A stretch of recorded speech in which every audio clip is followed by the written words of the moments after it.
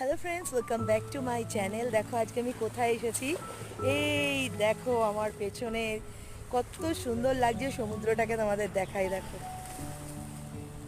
সূর্য ডুবছে আর এই হচ্ছে এখানকার পরিবেশ। দেখো অসাধারণ লাগছে।